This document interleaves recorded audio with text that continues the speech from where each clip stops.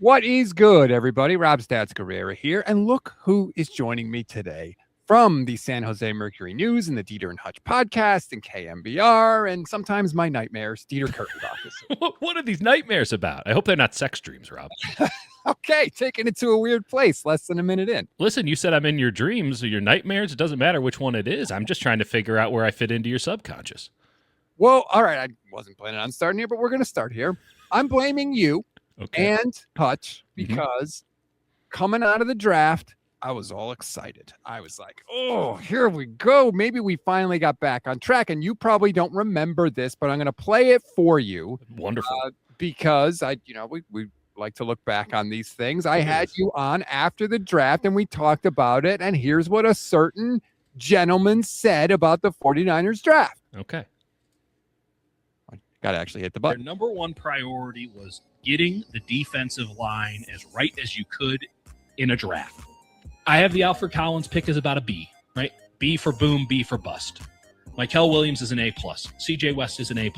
If you were only going to take three defensive linemen in this draft and you came away with those three, that is outstanding work by the 49ers. I think they drafted 3 day one starters on the line. It's Nick Bosa and these three gentlemen. We've now seen the season. What would you like to say in response to that? I think that Mykel Williams was absolutely fantastic, and I think that people who want to just hang out on PFF don't know football. Okay, let's talk about that, because the other hosts with me here are just banging on me because I think Mykel Williams is a pretty good player. Yeah. I think Alfred Collins is going to be good. I was encouraged by CJ West, but that is the number one thing they say to me. Look how low these guys were rated. There's nothing special about them. They're not going to be special. The 49ers draft woes continue. Okay. I mean, it's absolutely ludicrous that anyone would take PFF seriously in 2025 or 2026 or 2024 or 2023. It was once a viable tool for getting a fairly consistent and accurate's the wrong term, but it gave you a pretty good ballpark of sort of a player's impact. And if you wanted to dig a little bit deeper, you could maybe assimilate just kind of a starting point for an understanding of a football player. The last, I'll say 3 years in particular, it has turned into something that just doesn't make any damn sense. Like I just have no nice way. It doesn't make any sense. And perhaps that's me and my evolution and understanding the game and talking to smarter people about it than I, and them educating me. Maybe there's a lot of stuff that can be going on there. But I'll tell you straight up, I mean, Hutch and I have been talking about this for 2 years, certainly now. We no longer have a subscription, a shared subscription, hand in hand, to the site. It doesn't provide any value. And in fact, I would argue that anybody who cites PFF stats, that's just an immediate ick for me. And I just go, oh, you don't know ball. Sorry. Like you're not putting in the work. There are enough other resources available that do a better job of what PFF used to do an okay job at. And tape is available to anyone and everyone for a very small fee. And if you're cool, maybe sometimes not a fee. It's just in the way that you can search through it now so quickly. You can go through every one of CJ West's run snaps. It's just a matter of how much time you have to get through 275 snaps. You could do it on circumstance. You could. This data is available to you at a much more astounding rate than I thought it would be at this point in our all collective football journeys. PFF stats are an absolute joke. And again, anyone who wants to use those as a basis for an argument doesn't have any room to stand on. It'd be thrown out in court, Rob. There are others that say, okay, forget PFF. But when you look at some of the actual statistics, pressures, sacks, things like that, neither Williams nor Collins nor West really jump off the page at you. Fair. That's a factual statement. Those numbers do not jump out the page at you. What was Mykel Williams brought in to do? Set the edge, stop the run. What did he do this season? Set the edge, stop the run. What was Alfred Collins brought in to do? Stop the run. Okay. And to be fair, there's room for argument on if he actually did that this year. Like very, very clear room for argument. He takes up a lot of room. There's still room for that argument. But as I said, he was a boom or bust player, and I think his play actually followed that exact rubric. So we don't even need to use it on a macro level. On a micro level, he was very boom or bust. There would be sets in series where you're like, this guy, whew, this guy's awesome. And then there'd be some series where you're like, this guy, whew, I don't know if he's going to have a job in a couple of years. And then CJ West, what are we talking about here? We're talking about a day 3 draft pick who has heavy hands. Mind you, he played with one hand for most of the season. And who, you watch him, he was a duo eater all year. So the idea that he was, this is why CJ West might be the definitive argument against PFF. What was his grade? Like in the 30s? Yeah, it was down there. His job is to eat blocks. His job is to take on double teams and hold the line. And listen, he wasn't perfect at it, but he was pretty damn close to perfect at that.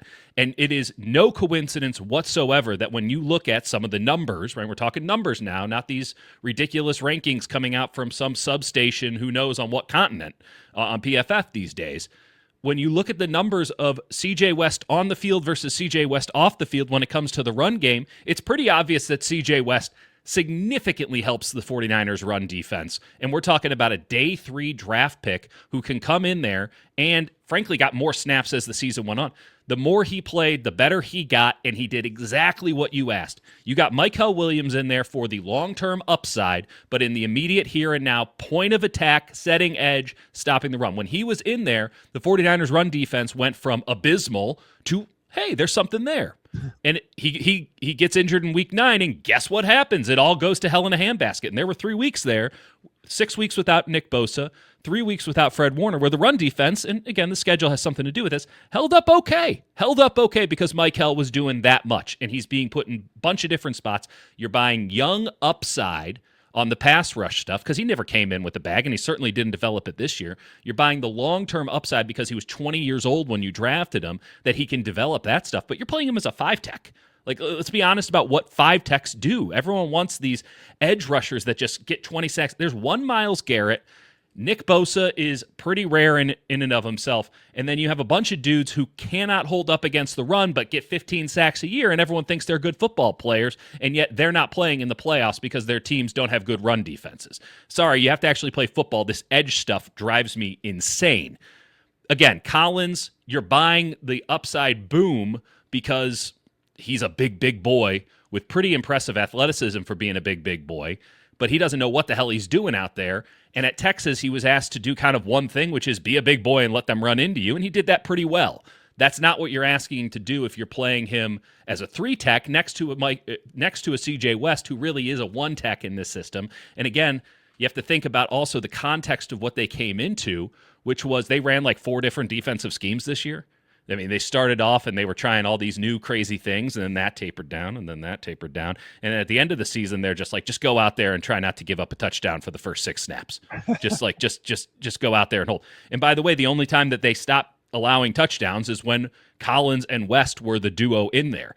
It is just laughable to me that people view those 3. Because listen, there's a lot of nuance and conversation that can be had about the other draft picks.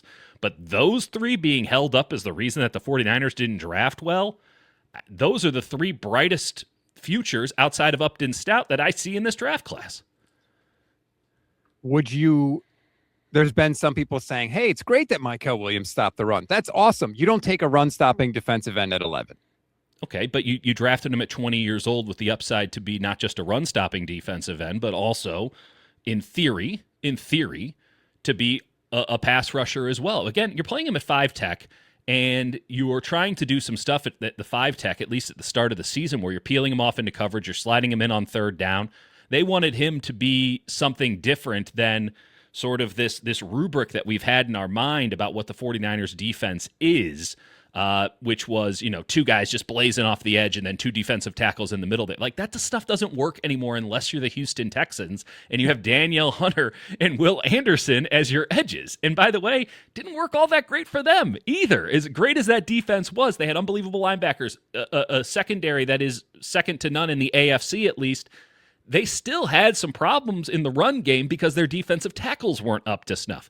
When you watch modern NFL football, and I'm just using, let's just call it like the last 3 years of evolution. I know it goes way back further than that. But when we're talking Mike McDonald, Flores, and Vic Fangio looks like he's outdated in this new era of chaos defenses, as I like to call them. You can't just have a defensive end that's just blazing off the edge. You can't put Bryce Huff out there and expect to play winning football. You say, at 11, you can't take him. Who should they have taken? Should they have taken Shamar Stewart with his 0 sacks? Look, I agree with you. No. Walter Nolan, could we throw that out there? I don't know. And by the way, if you would have asked me, I would have given you the exact same grade on a Walter Nolan. Those were the only 2 players I thought were viable for the 49ers at number 11. Legitimately, and Walter Nolan came with sort of the same risks because of injury, and there were some off-the-field concerns, and does he want it or not? But Walter Nolan was...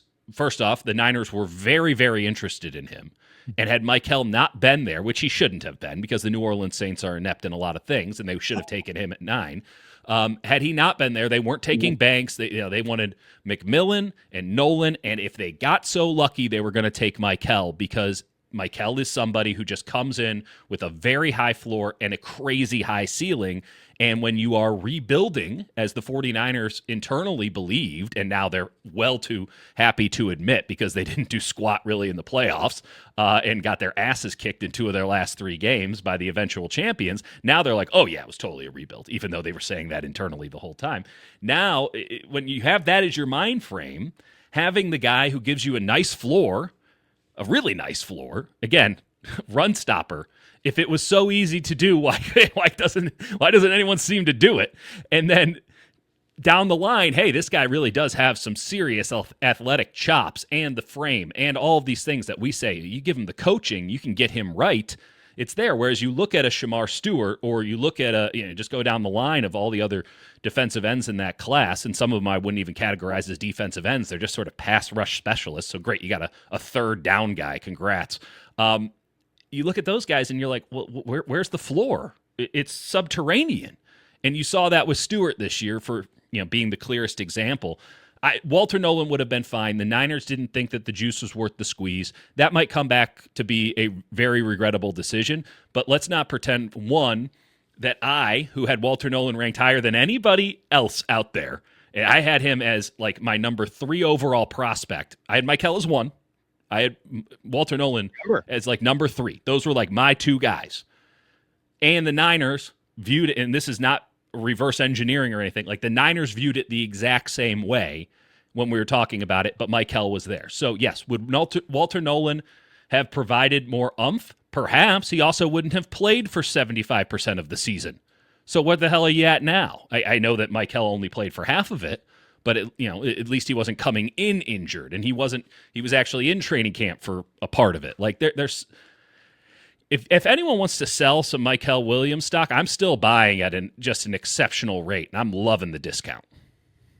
The reason that I asked this is because I think the answers are important, because the way the 49ers answer this will be important, because if they think, hey, there's a ton of upside with those guys, we like what we have, we're building something here, we have some veteran pieces around them, we need to add a couple of players, we won 12 games last year, we can make a run at this thing. It's going to change their offseason. Maybe they're in on a Max Crosby, maybe they're in on a Trey Hendrickson, that type of thing. But if they think, like Steve Young said on KMBR this week, we got a lot of work to do here, then they don't do that. They're not going to be in on those guys. They're going to save the draft picks. They're going to try to build this thing up. Where do you think they see themselves?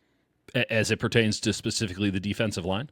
No, just overall in terms of their ability to compete for a title in 2026. Well, I would hope that they see that they have 5 vacant starters roles going into next year.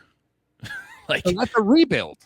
It is and it isn't. They have a very, very high floor because they had more than 5 spots in flux throughout the course of this season. They won 12 games and won a playoff game. So if that's your floor, that's a pretty good place to start. They need somebody who can reasonably step in for Christian McCaffrey, because we all know how this is going to go next year. So they need a number 1 running back. Obviously, you can't pay top dollar for a number 1, so like a 1B, if you will. Tyler Algier is a name that comes to mind. They're going to need a replacement, as ridiculous as that sounds, for George Kittle. because you cannot put two guys out there, one of which can actually block in Luke Farrell, the other one who can really catch it but cannot block in Jake Tonjes. You don't get to play with 12 men on the field, so you're going to need to find somebody who can present a reasonable facsimile of what George Kittle does in terms of versatility, which if we've learned anything, and I would hope that it didn't just dawn on anybody over the last couple of weeks, but if we've learned anything, it's that Kyle Shanahan's offense is predicated on versatility, and Mike McDonald's defense is predicated on versatility, and which one of those two looks better right now? So when the Niners go into a playoff game with just Christian McCaffrey and I guess you can argue Kyle Juszczyk as their versatile options, and the Seahawks are running out there with Witherspoon and Eman Wari and Drake Thomas and Job and Love and all these guys. And you're like, okay, well, that's a bit of a mismatch, and you see what that turned into. So you're going to need a tight end to do that. The name that I have circled is Charlie Kolar from Iowa State. He was the number 3 tight end for Baltimore. People are going to be like, oh, he's the number 3 tight end for Baltimore. He can't be any good. Well, just because Emeka Egbuka was the second best wide receiver on Ohio State a couple of years ago doesn't mean that he wasn't the best receiver in the draft last year. Just because Carnell Tate was the second best receiver at Ohio State last year doesn't mean he's not the best receiver in this draft. I'm starting to think that Jeremiah Smith might be pretty good. But you need to get somebody there. You need a starting left guard. How are you going to approach that? That's a place where you can have a fundamental reimagination of what your offensive line is. And how they handle left guard is going to be very telling to me because they're not changing their center. I know that because no one really understands what Jake Brendel does, and because no one really understands offensive line schemes, Jake Brendel is the scapegoat. First off, Jake Brendel was really good down the stretch, not against Seattle, but in every other game, he was really, really good down the stretch. And in an era where blitzes are coming from everywhere, stunts are commonplace, if not, the standard, and you have just, again, chaos defenses, and you don't allow your quarterback to shift protections at the line of scrimmage, you better have a center who understands what the offensive coordinator is laying down. They're not going to throw a rookie in at that. Even if that rookie has the potential to be much better than Jake Brendel, which I'm not implying in any way is some sort of elite player, but it's more about the brains than the brawn at that position, but maybe it's about the brawn at left guard now so that you can stand up a little bit better as opposed to what you were doing in the playoffs and in Week 18. And then weak side linebacker needs to be replaced. I was positive towards D. Winters at the beginning of the season. Even though everything the 49ers were telling us through their actions was that they did not believe in D. Winters at all. They were doing everything in their power to not have D. Winters start Week 1, but D. Winters started in Week 1, and I thought he looked great for the first, let's call it 9 weeks of the season or so, probably. And then some injuries pop up, sure.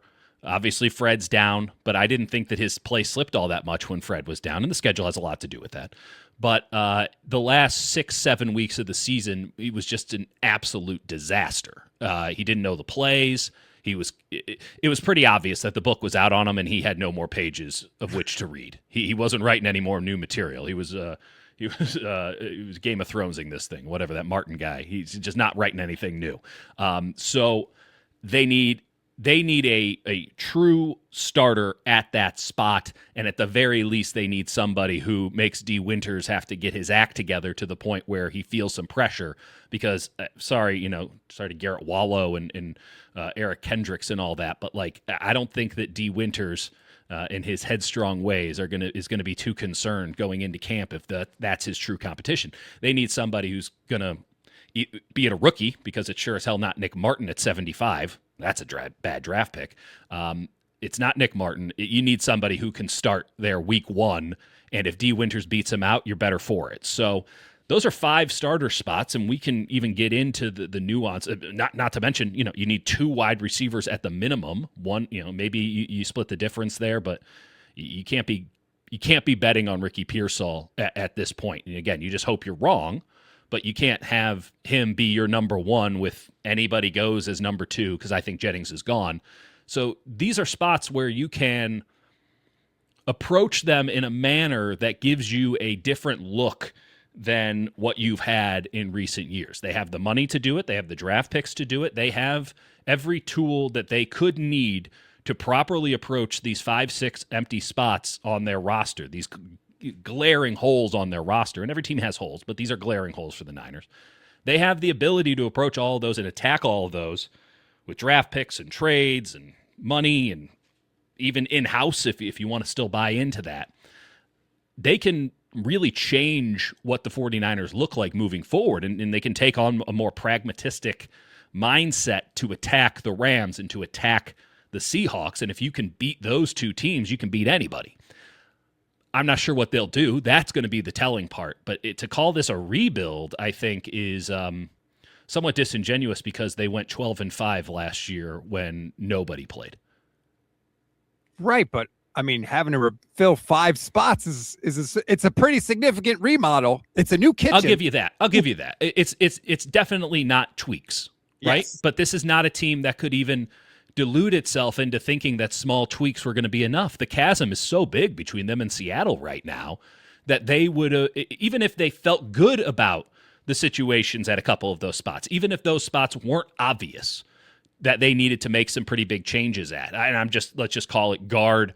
I mean, you can even throw in a 3-tech, gap splitting 3-tech in there. Like, even if you didn't want to view those as, hey, we're going to maybe need to spend some money here, or we're going to have to put some serious draft capital into this. Even if you just thought like, hey, a small tweak here or there, small tweak's not going to get the job done because you're still operating under a premise that your scheme and your culture is good enough to get you over the top. It isn't. And I think that delusion, if it isn't gone, needs to go right now, that these guys are, in fact, the smartest ones in the room. They're smart enough to be better than, like, the Eagles and Sirianni. Like, they're smart enough to make the playoffs every year. But if they're trying to compete for a championship and that was their goal, they would be finding these spots and creating them if they weren't so glaring to begin with. They would be saying, no, we can upgrade here. In the same way that a Rams go to the Super Bowl with a Jared Goff and say, no, we can upgrade here. Do we need a new kitchen? No. But we have the ability to get a new kitchen. The money flow is good right now. We can get a great loan, and this contractor's ready to do it at a good rate. Like, we're going to take that shot. The Niners, I don't think that the Niners, that's how they think, because, again, they really do like the smell of their own brand. But I think if you were to have gotten your asses kicked by the Seattle Seahawks in the manner that they got their asses kicked by the Seattle Seahawks, you might be willing to try some stuff and take on a little bit of risk there. And I guess it's kind of a benefit to them that it's obvious on where they need to make those upgrades because you can't divide by 0. And they have very clear gaping holes on this roster that need to be filled. But again, the beauty of their situation, unlike so many other situations where you have 3 or 4 or 5 roster spots that you really need to approach, every team has them, every single one of them, including Seattle, is that they have the means in which to deal with it. They have a first-round pick that they can use to shore up something in the here and now, or perhaps even view towards the future. And they cleared their books this past year to where fiscally they're in a position to actually go out and buy. And while everyone wants the big flashy name, how about we take the $30-40 million that a Max Crosby would cost and spread that out amongst 4 or 5 different positions and get above average at anything? Because again, lessons of the Super Bowl are sometimes overblown, but here's a good one for everybody. You cannot have a clear deficiency and expect to win a Super Bowl. And the New England Patriots walked into the Super Bowl with a clear deficiency against arguably the biggest strength of the Seahawks, but a clear deficiency on the offensive line, and they were done in the same way that Kansas City showed up to the Super Bowl the year before, with a clear deficiency on the offensive line. Oh, yeah, and they did that one time they played Tampa, too. Like, you can be good to above average at everything and win a Super Bowl, but you cannot be great at some stuff but totally deficient in something else. It's called the O-ring theory. You can look up, going on, but you cannot show up with these deficiencies, and the Niners have deficiencies that they need to shore up. So you need to spread that cache around a little bit. Especially if your deficiency lines up with a huge strength for the other team that you're playing. That's not a good combination. It's so funny to think about what the Rams did with their offensive line. I mean, they resemble nothing of an outside zone run scheme anymore. They're a duo inside zone blocking team because over the last 2 years, they fundamentally rebuilt how their offensive line looks because Sean McVay is the ultimate pragmatist. And Sean McVay and Les Snead looked at where the defense was going in this league and the counteraction to what had been a 7-8 8, 9, 10-year run of dominance of the outside zone scheme and all of the ideologues that go along with it, to where you have like Zach Robinson in Atlanta who won't run gap stuff no matter what because he probably never learned it, where you have Clint Kubiak winning a Super Bowl with week 1 of Kyle Shanahan's offense install and nothing more. Like, that scheme is so proliferated, it was only a matter of time before defensive coordinators realized, oh, I have to rebuild defenses to strike against that. And Jake and I have been talking about this on the Dieter and Hutch show for 2 years. The biggest problem for outside zone or sort of Kubiakian offenses that is so under discussed, but I know internally is discussed in sort of it's not this big macro idea, is the way that these defenses break blocking schemes on the offensive line. And they're fundamentally built to do it in the same way that the Kubiak offenses are fundamentally built to break the rules of linebackers, defensive backs, and to a degree, defensive linemen. These defenses are breaking the rules of offensive line play, and you can either evolve offensive line blocking schemes to be incredibly complex and they're, if this, then that, and 40 times deep. Or you can just say, what if we just go get a bunch of dudes who have really good right hooks and we just go out there and punch them for a while? And yeah, they might beat us around the edge and they might do this and that, but like our quarterback can step up. There's ways that we can mitigate that. What if we just go get some mean SOBs? And both Green Bay and the Rams have really revamped their entire offensive lines to just get a bunch of dudes who basically can play any position along the line. They're maulers. I would argue that Buffalo did this as well, though I would argue to a less successful degree because they weren't facing the same thing. And meanwhile, the Niners are still playing the angles game. They're all about the angles game and just trusting that if you put Trent Williams on an island, they can hit the angles just right everywhere else to where they'll be fine. And it was proven, I would argue, back on Christmas of 2023 that doesn't work. You could even argue going back to, week 3 of that 23 season, that it doesn't work, and that was Brian Flores and the Vikings going up against him. And then this year, if you needed any more evidence that playing the angles game is death against a defense that is at that caliber and at that level and is that complicated, Week 18 in the divisional playoff game are all the evidence that you need. So you have an open left guard spot. If you want to go get a guy who can play the angles, that tells me something. If you want to go get a mauler, that tells me something too. Well, here's what we're circling, and this is kind of what I want to get to, because you talked about the Niners love the smell of their own brand. Mm-hmm. Does anything that you have seen tell you that they are willing to admit the things that you talked about, that they are willing to evolve, that they are willing to make changes? I thought it was fascinating to hear Kyle Shanahan on the desk at NBC say, these guys basically kicked my ass for the last 2 times we played. I didn't have any answers for them. I don't know that Kyle Shanahan, year 5, would ever have said those words out loud, let alone on a national broadcast at the Super Bowl. Yeah. So is that something? Because right now, the history has shown Kyle Shanahan hasn't necessarily maybe been as willing to evolve at least as much as Sean McVay has been. No, yeah, McVay's got a little man syndrome that's been very beneficial to him in that, he's never going to be known as the true mastermind. He'll always be the guy who worked for Kyle, and Kyle taught him everything and all this. So McVay has had to do it in his own way. Pardon the rhyme. Kyle has been the golden child for how long now? And let's be very clear about this. Kyle's still very, very, very good at this. But to build a team around the ideas that Kyle Shanahan wants to teach is probably outdated.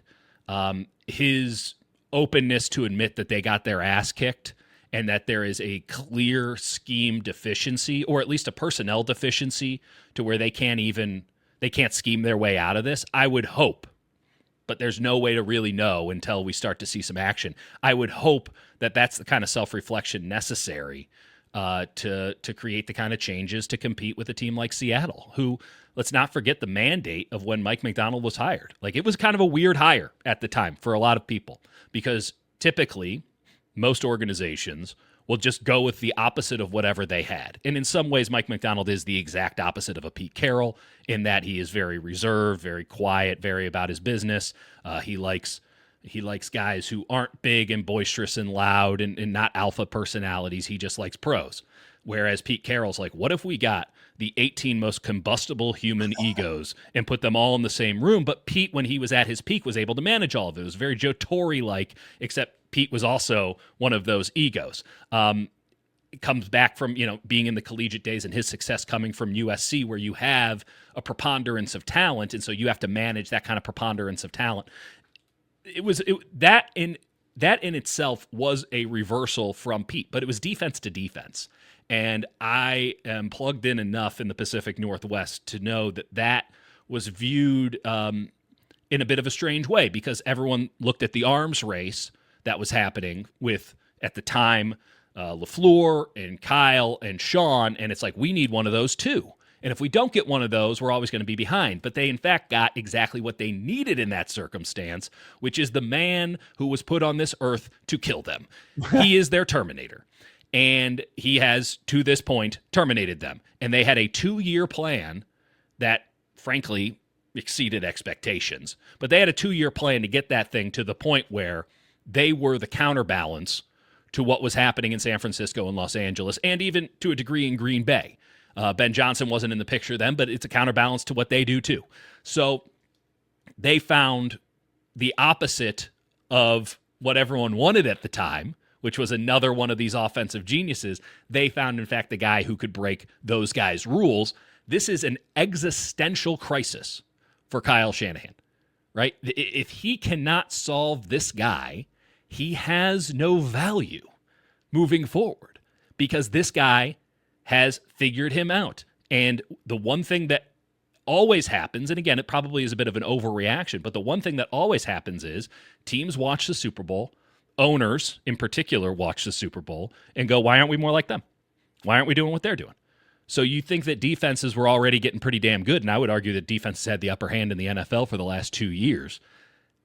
What's going to happen now where you have owners who, are fly-by-night and don't really, and they're like, oh, looks like defense is good. We should be defensive-minded. We should be doing the crazy stuff they're doing on defense.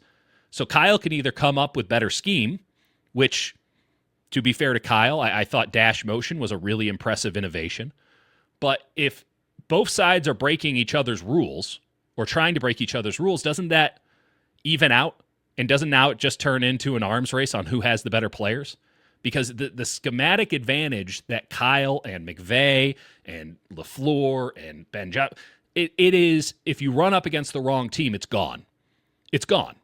Defense is now at a point, like happened in college not that long ago, where defense is at a point where it can match wits and scheme with the best offenses. And while the rules will still be rigged towards the offense, there's a little bit more carefreeness to the defense, right? Because the rules are rigged. We can do whatever we want. We can get totally crazy with this thing. And there's still some conservatism that exists on the offensive side if you don't want to get too crazy, because a turnover on offense is death. And defenses are like, we can just sell out for turnovers because we're going to lose anyway. So we might as well go absolutely ham on this thing. And so they have this carefreeness that they can play with that an offense simply cannot match, because an offense has to protect the football. And in that, we now have it to where it's like, well, just who has the better players? Who has the better players? So either Kyle can come up with an entirely new scheme that breaks the NFL again, unlikely, or they can get better players to match what Seattle has on their defense, what the no-sub Houston has on their defense, though there's some questions about the long-term viability of that because it's so simplistic, and that is just strictly dudes, unbelievable dudes, but dudes. What Vic Fangio tries to do in Philly, if he's hanging around, there's a lot of deep existential questions here, because the advantage that Kyle Shanahan has had for more than 10 years now has been proven nullified by a team in his division. So what's he going to do about it?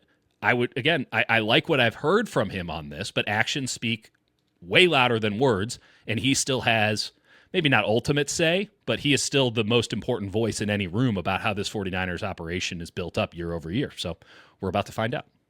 There's a couple more things I want to ask you about, if I could. Absolutely. First of all, that little nugget you just threw in there.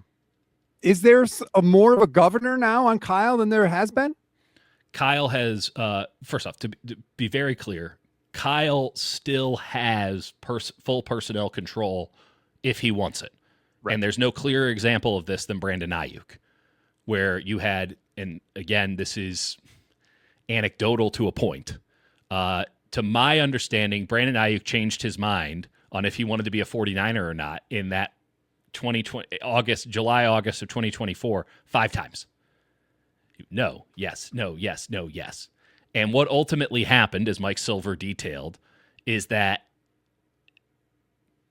I don't want to get too. We know this story by now, so I don't want to be pedantic in it. Lynch was going to either put him on the restricted list, nullifying his season, or trade him to the Pittsburgh Steelers for a package that was about as good as they were going to do, but they knew wasn't very good. Those were the options. They really wanted to just take the Steelers trade and take the L and move on. Kyle, knowing that this was sort of their last chance, was talking to Ayuk. Ayuk changes his mind for the 5th time, and Kyle, famously at this point, though again anecdotally, runs up and says, don't trade him, and it pulls a full graduate. And they don't trade him. They sign. Everyone immediately feels like crap, and that's Kyle pulling rank. It was Kyle pulling rank. Now, Kyle had given more and more responsibility to John over the years because you just can't keep burning the candle at both ends. If anyone watched the 49ers documentary, I mean, you see Bill Walsh deteriorated into nothing, having to run all the jobs that he was running, OC, head coach, and GM. It's just not reasonable in this modern era to be doing all of those things. You should have a say, but you kind of want what the Rams have, which is if McVay says so, that is probably the trump card, right? It probably goes.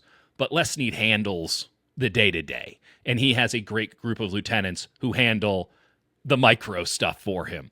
But Sean is a very, the most important voice in the room, but he's not the one handling the stuff.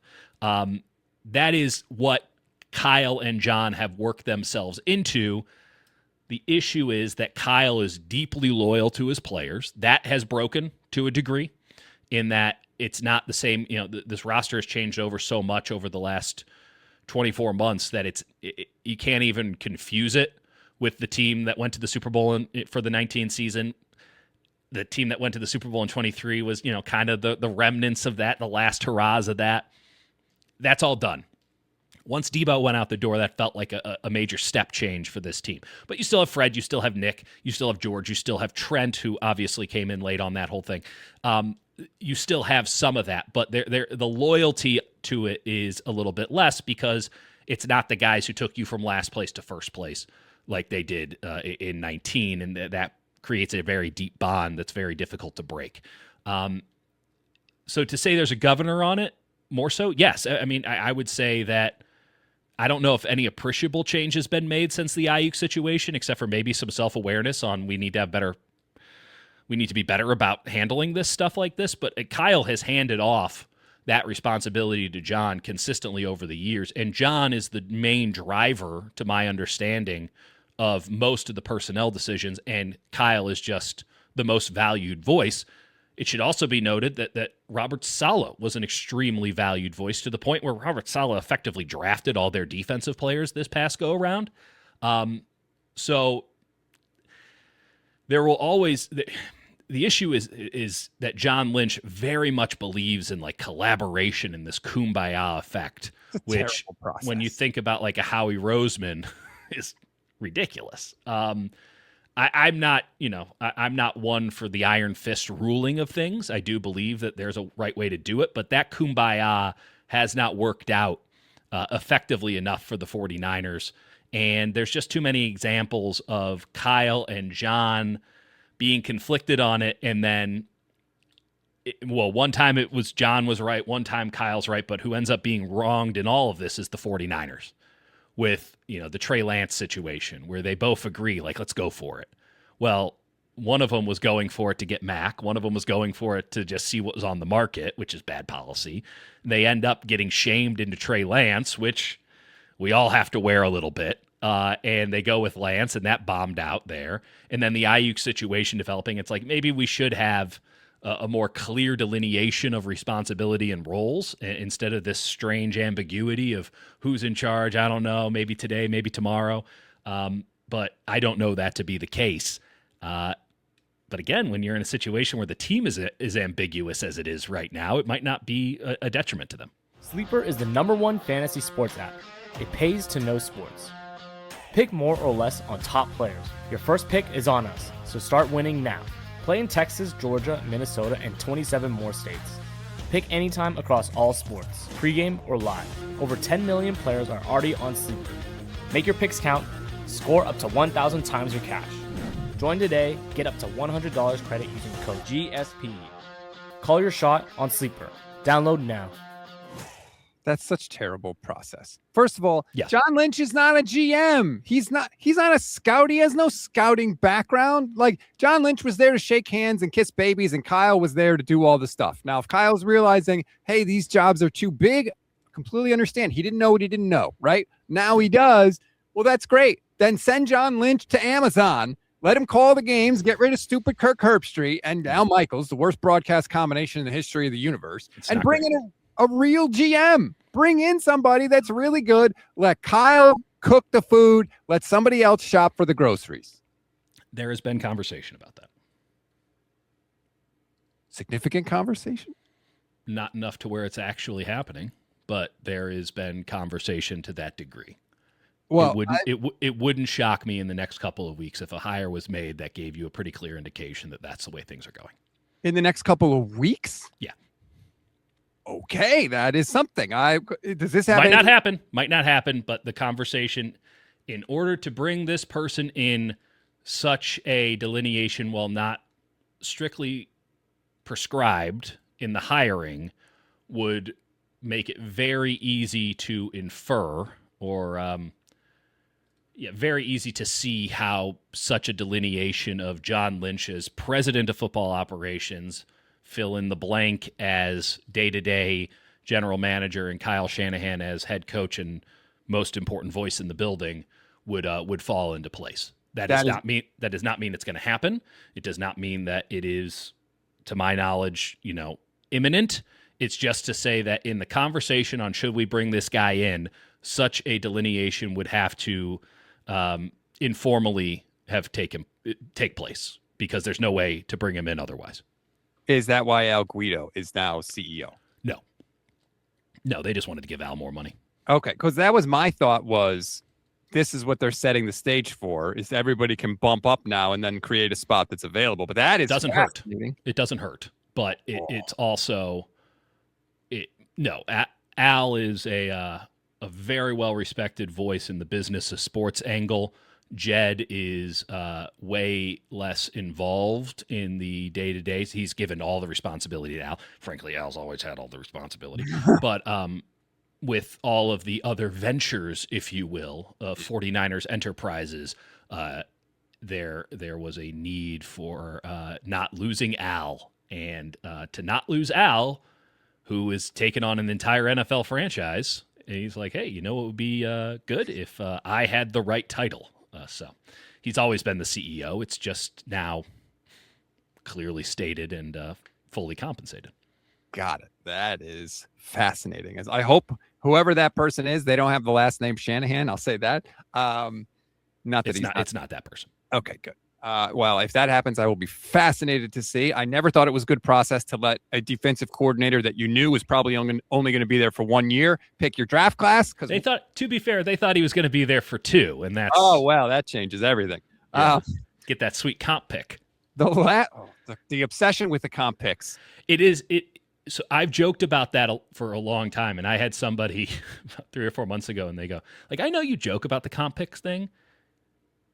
It's so much worse than you think. Oh, they're obsessed with them. Because we're going to get a comp pick a year after he leaves. I don't care about that. It's free real estate. Trade his ass right now. I continue to say I think they can get a second-round pick for him. I think they can. Oh, I think they can. I've talked to enough. You would know better than me. I really don't think they can. Maybe, I mean, it's not to say that it can't happen. It's just to say I think that there is an overvaluation of Mac Jones internally because the actual value of him. And so, therefore, there is too high of a price. Actually, I agree with their hold it out for a year because if the most important position in football is quarterback, the second most important position in football is backup quarterback. And maybe there's some people out here who don't have insurance on their homes, but good luck to them. I'm certainly not living in California without insurance on my house, and I'll pay out the nose for it. So, Mac Jones is as good of insurance as you can have. You're paying a very little, very small premium, and what's your season worth? Is it worth moving up 1 year or 2 years in draft picks for 100 spots of differentiation? Is it worth one Alfred Collins to not have Mac Jones? I don't think so. But here's the problem with that, Dieter. You can't afford all the things that you want. It's a risk either way. It is a risk to go into the season with a less proven backup quarterback, but it's also a risk to not give yourself assets to fix this team, which we just talked about has a lot of needs. They can't afford all the things that they want. They need the picks that they would get from Mac to help them fix this team. I don't think that they need those picks. I don't. First off, picks is that's a lot of work being done there. You cannot trade Mac Jones for anything less than one top 50 pick. And a top 50 player is one that should have a day one starter's role, and we're stretching that definition there. In the color coding system that Jake and I have, there's gold, and those are true bona fide first rounders. There's going to be like 7 or 8 of them this year, right? Like guys who it's like you take them. There's like 7 or 8 first rounders, no question. The second tier that we have we call them blue. It's blue chippers, and that is anyone who could be taken in the first round within a level of reasonability, but they could also go in the second round. Like a Cooper DeJean was a blue chipper. Got it. He goes in the second round, but like that's a blue chip player. That typically gets you to about 50. I'm not sure where it's at this year. I'm actually looking at it's probably more like 37, 38. This is very important when we're figuring out what the draft. People just say, "Oh, round 2 draft pick." Well, what pick is it in the round, and how many good players are there in this draft? Because if you only have 37 players that are worthy of a first round pick, well, then that's an actual, now you're effectively getting a third round guy because there is a drop off, a steep drop off after pick 37 to where it's like, yeah, they could go in day 2 or maybe even day 3. And that tranching of players then informs you on what you need to get for a guy like Mac Jones, which if my scouting, and it's obviously different, everyone has their own opinions on this thing, but it's usually a bit more conservative in terms of who is and who isn't. Like if that's the number, if it's like 35 to 40 true first round talents, well then what does it matter if you're at pick 49 and the Minnesota Vikings give that to you so that they can have Mac Jones? Like what does that matter to you?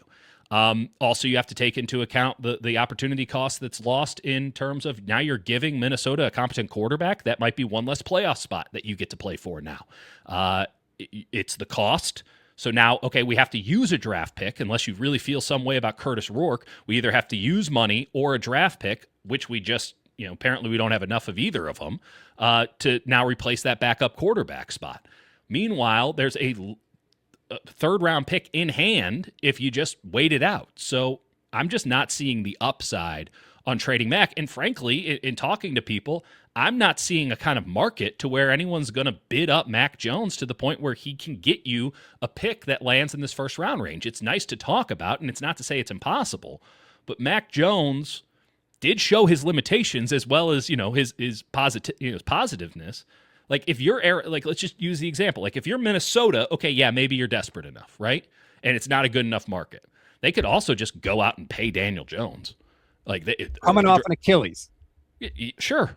But you're getting 1 year of Mac Jones, which, okay, now we have to play this game. And if he is as good, now we got to do we franchise tag him or not? Like you're not getting any certainty with Mac Jones in any way, shape, or form. If he's great for you, well, now you got to pay him. And if he's not, and you're paying Mac Jones, so how does that make you feel? Whereas you didn't want to pay, maybe this is why Kwesi is no longer with them. In fact, it is. But you didn't want to pay Sam Darnold Now you're going to pay Mac Jones? That doesn't seem like good process.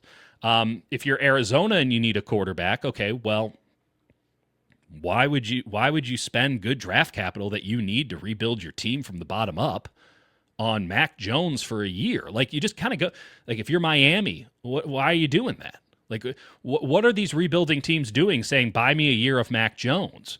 There's not that many teams in that meaty middle who are like, oh, we need a quarterback who's competent, but we can't afford a good one. Like, who are these teams that are like, we need 1 year of Mac Jones, we're willing to pay a premium for him and deal with all the repercussions that come on the backside? Like, which teams are right there and are one Mac Jones away? It might be like one or two, and even that's stretching the boundaries of what Mac Jones is. So I just don't. Maybe my process in evaluating this stuff is flawed, and the conversations that I'm having are fanciful. But like, I just don't see the market for him developing to the point where the Niners are getting any sort of a value on top of that third round pick that they're going to get as a comp. I think if you're Kyle Shanahan and you have this ability to squeeze the juice out of the orange from quarterbacks that are discarded from other places, take advantage of that opportunity, get a draft pick for Mac Jones, bring in Zach Wilson if you want. Pick your guy, but man. The reason that they made the playoffs this year is because Mac Jones was that good, right? Like, that is asking a hell of a lot for a quarterback who has not proven he can stay healthy to be backed up by Zach Wilson, who sucks and has sucked everywhere. And so did Sam Darnold. Well, no, Sam Darnold didn't. Sam Darnold was an MVP candidate for 4 months of last season. Like, the idea before that, he sucked everywhere. That's right. But the idea that Mike McDaniel, who had Zach Wilson this past year, couldn't get anything out of him and decided to start Quinn Ewers over him might be a good tell on if Zach Wilson's any good. Maybe you sign Kirk Cousins as a free agent. Or maybe, like I said, you just roll the dice with Curtis O'Rourke and hope that your starting quarterback can actually stay healthy. Like, I just don't like keeping this guy for, because you're so scared when you're hoping he never plays. Yeah. Yeah. But you get a third round pick for him if he doesn't play. Yippee. So you can get a second round pick and live on the edge for the entire year? It just feels like. Yes. That's where they have to be. They have to live on the edge. They're not good enough. If they had the roster of 2019 or 2023, like, that would be different. But they're not good enough to just keep this asset that could get them something. I just don't know how you could have any asset that you could bring in with the value ascertained from a Mac Jones trade that would be more valuable to you than Mac Jones this upcoming season. And that is the question that the 49ers will have to answer. Last thing, because I've really gone over my time, and I appreciate you. That's on me, to be frank. I don't care about, this is not about the substation. I don't care about that. Yeah. I care about, are the 49ers going to make any actual substantial changes? Have you heard about any real changes they are making to the training staff? Or is it just going to be Dustin Perry take the wheel again? We're going to hope we're not injured, even though we're injured all the time every year. I haven't heard anything on that front, but I haven't been asking.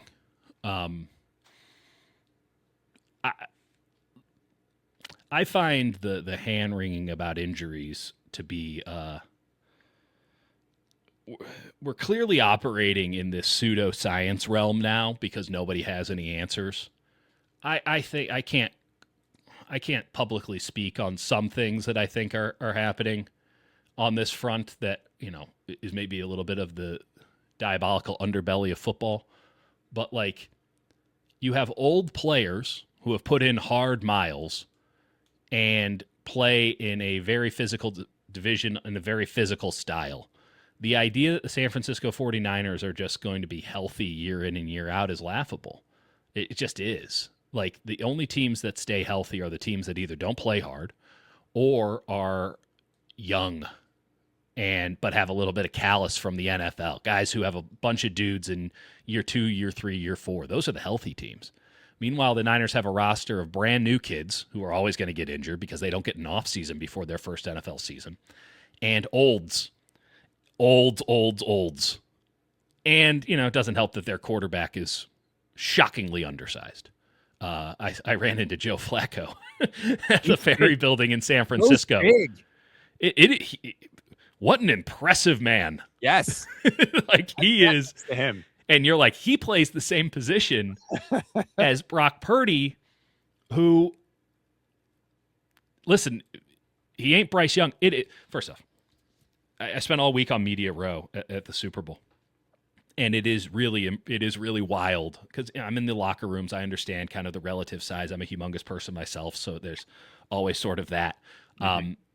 It takes a lot for me to be like, whoa, that's a big dude. I'm 6'9", 300 pounds. Like, I qualify as the big dude in every other room I've been in outside of NFL locker rooms.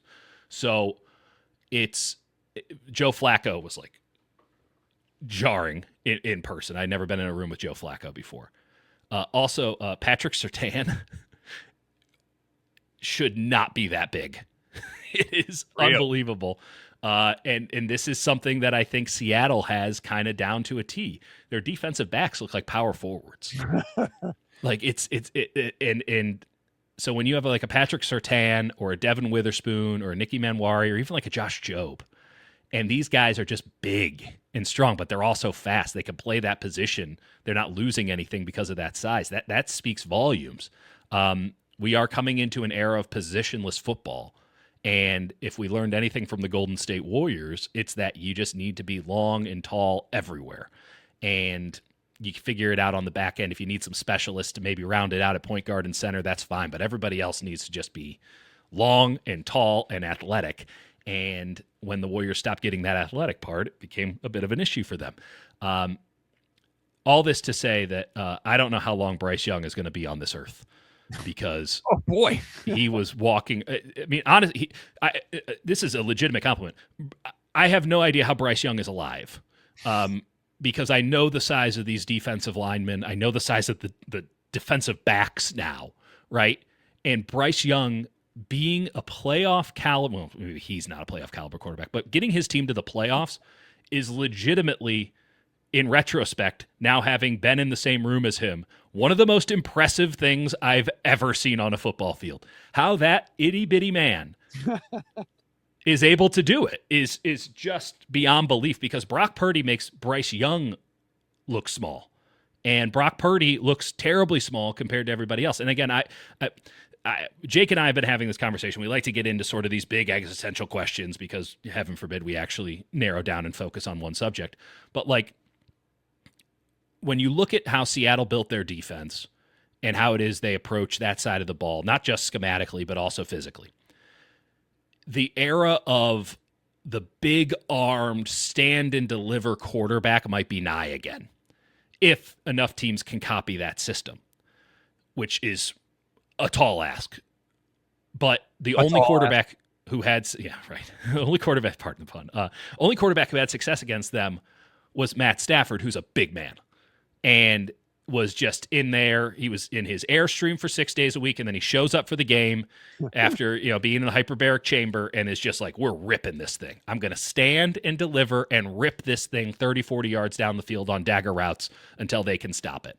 And Brock is not that guy, right? This is an offensive line that's dealing with angles.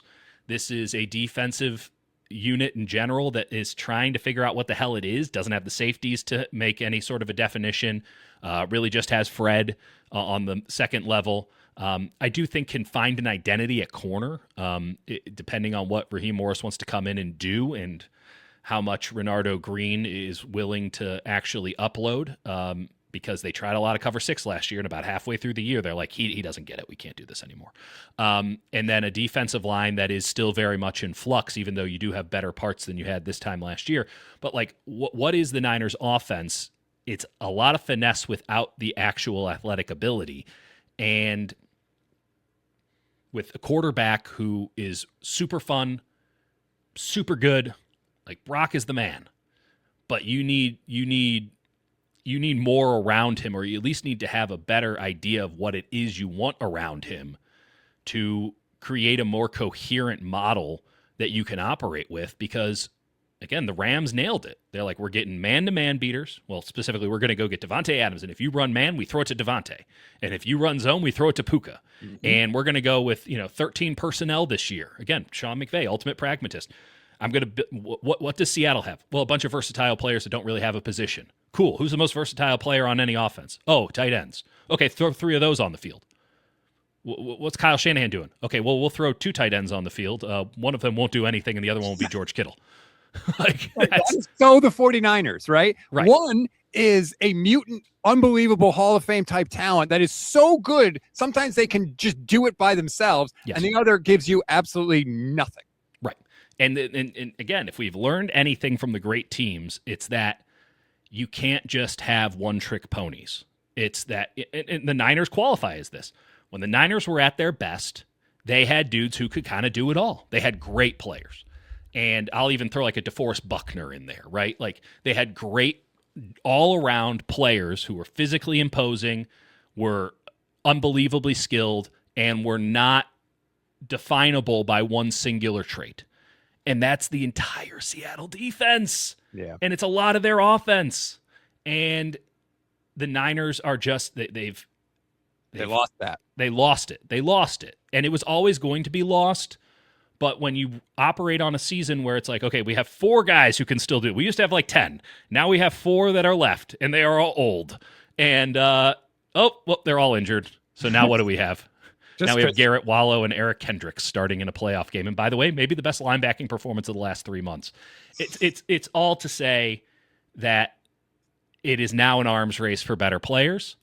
And I know there's a lot of doom and gloom out there because it really sucks for Niners fans that Seattle looked that good. By the way, told you in the preseason, told you every week after that something was happening there. Sean McVay told me a year before that because of the way he was acting. It's like something happening with Seattle. We better be off for it. When they made that trade for Ernest Jones last year, I didn't make much of it in the moment. And then I checked my phone, and there were some people freaking out in this division, freaking out about what that meant and sort of how Megatron was being formed for Mike McDonald in Seattle, and they proved to be 100% correct. The Niners are in a much better position than I think people are giving them credit for. Last year should have been another disaster season to where we're going into this one operating on the premise on if John and Kyle get another year after this. I mean, with all the injuries that they had across the board, with just Brock missing 8 games, and then the one game he came back for in week 4, he was disastrously bad, just awful.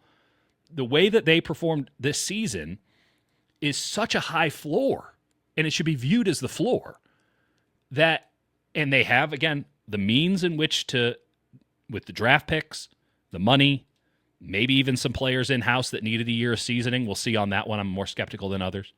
They're in a position to be really, really good next year. The issue is Seattle's also in a position to maintain everything they had, and Sean McVay is a legitimately better coach, and that's a better operation. And if the Niners were in the NFC South, they'd be the talk of the town because, well, there's no clear and present danger in their division, and so people would just be talking about them as a super, dark horse. Meanwhile, the Niners still very clearly look like the 3rd best team in their division, and we'll see what happens. They have an ability to move up from that. But 3rd best team in the division, much like an Emeka Ibuka or a Cardell Tate, still might mean you're the 3rd best team in football. Now, I don't know if that was the case this year, but this is a gift to San Francisco. The Seahawks and Rams' success this year is a gift because if Kyle and John don't find it in themselves to be the absolute best versions of themselves, they're going to be themselves somewhere else in the not-too-distant future. This will be the offseason we look at as, that's where it all went to hell when they're cleaning out their desks in 2, 3, 4 years, whatever. We'll be looking back at this one and saying, that's where they got it wrong. The problem was coming from inside the neighborhood, and they didn't take care of it, and it spread everywhere else, and they couldn't keep up. So if they can't recognize that, and they can't find it in themselves to be more pragmatic, to get off of some of the things that they've been doing that might not work, to be a little bit more unpredictable, they can't find that, then they're going to find work elsewhere in the not-too-distant future. And if they can, they're in a position to where they could be right there at the end next year, if not the favorite going into all of it. This team had a chance to be the 1 seed in the playoffs in Week 18 with everything that went wrong. So, okay, yeah, there's some doom, but the gloom I just don't think lines up with reality. And we'll see what happens the rest of the way this offseason. It's going to be a lot of fun to find out. This is why you need to check out the Dieter and Hutch podcast. Check out his work with the San Jose Mercury News. Become a sicko. I highly recommend it. Thank you so much for the time, Dieter. I really appreciate it. Anytime.